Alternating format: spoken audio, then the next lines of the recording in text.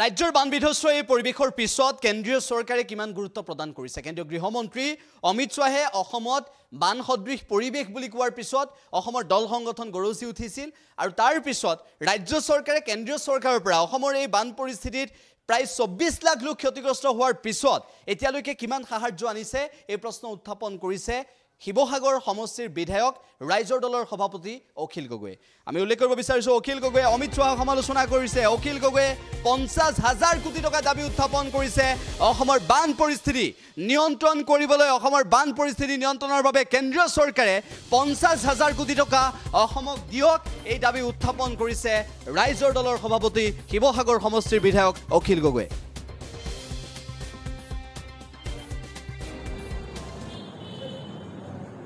সেই হিয়নিত হোৱা এজন মানুহ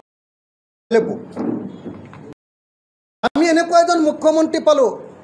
যিজন মানুহ অসংবেদনশীল আৰু যিজন মানুহ অসমীয়াত যে কয় হিয়নিত হোৱা বুলি কয় যে সেই হিয়নিত হোৱা এজন মানুহ এটা জাতীয় দুৰ্যোগক লঘু কৰি দেখুওৱাৰ যি প্ৰৱণতা এই প্ৰৱণতাটোৱে বিজেপি চৰকাৰখনৰ প্ৰকৃত অহংকাৰ পৰিস্ফুট কৰিছে আৰু বিজেপি চৰকাৰখনৰ অসমৰ প্ৰতি থকা যে মাহিয়াৰ দৃষ্টিভংগী কেন্দ্ৰীয় চৰকাৰৰ যিটো মাহিয়াৰ দৃষ্টিভংগী তাকে আচলতে আজিৰ দিনটোত প্ৰতিপন্ন কৰিছে আপোনালোকে সকলোৱে জানে যে চৰকাৰৰ হিচাপ মতে চৰকাৰৰ যিটো ফ্লাড বুলেটিনৰ মতে অসমত প্ৰায় 24 লাখ মানুহ বানত ক্ষতিগ্ৰস্ত হৈছে 24 লাখ 24 লাখ প্ৰায় 30খন জিলা ক্ষতিগ্ৰস্ত হৈছে মুঠ মৃত্যু আজিৰ দিনটো পৰ্যন্ত 78 জন বুলি চৰকাৰী হিচাপ মতে 78 আৰু ক্ষতিগ্ৰস্ত কৃষিভূমিৰ পৰিমাণ 68,768 হেক্টৰ এইটো হ'ল অসমৰ ভয়াৱহ বান পৰিস্থিতি কিন্তু কেন্দ্ৰীয় চৰকাৰে কৈছে অসমত চলি থকা এইটো যিটো বান এইটো বানপানী নহয়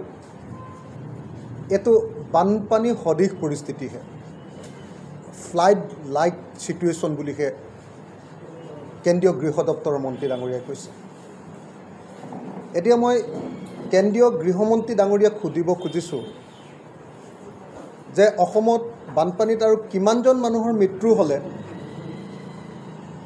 অসমৰ বানপানী হ'ব মই কেন্দ্ৰীয় গৃহমন্ত্ৰী ডাঙৰীয়াক সুধিব খুজিছোঁ 24 লাখ মানুহ ক্ষতিগ্ৰস্ত হৈছে আৰু কিমান লাখ মানুহ ক্ষতিগ্ৰস্ত হ'লে অসমৰ বানপানী বুলি কোৱা হ'ব এই প্ৰশ্নটোৰ জবাব আমাক কেন্দ্ৰীয় চৰকাৰৰ পৰা লাগে প্ৰথম কথা দ্বিতীয় কথা যদি গুজৰাটত আজি 78 জন মানুহ মৰিলেহেঁতেন বানপানীত যদিহে বিহাৰত 78 জন মানুহ মৰিলেহেঁতেন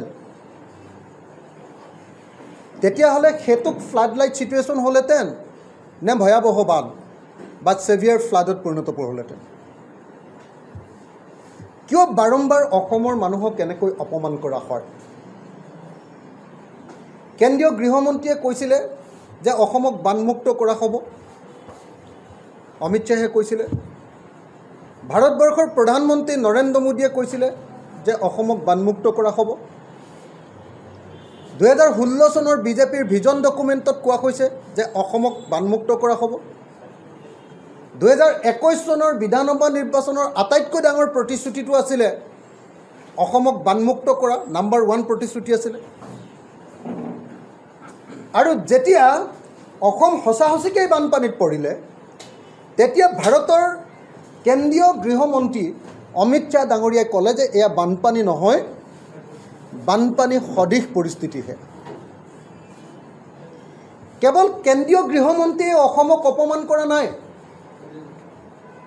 আমি দেখিছোঁ যে অসমৰ মুখ্যমন্ত্ৰীজনেও তেনেকুৱা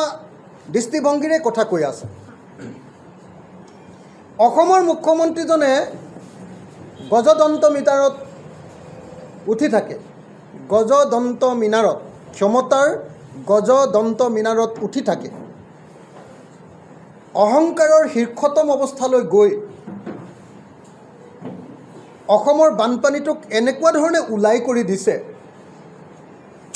এনেকুৱা ধৰণৰ ধেমেলীয়া এটা কৌতুকত পৰিণত কৰিব খুজিছে য'ত যেতিয়া অসমৰ মানুহে কৈছে যে ইয়াক ৰাষ্ট্ৰীয় সমস্যা হিচাপে ঘোষণা কৰিব লাগে তেখেতে কৈছে যে অসমক বানপানীক যদি ৰাষ্ট্ৰীয় সমস্যা ঘোষণা কৰি দিওঁ তেতিয়াহ'লে অসমলৈ কোন মানুহ আহিব আৰু যিকোনো খবৰৰ বাবে যোগাযোগ কৰক আমাৰ এই নম্বৰত 7099017330 আৰু 7099017110 যিকোনো খবৰৰ বাবে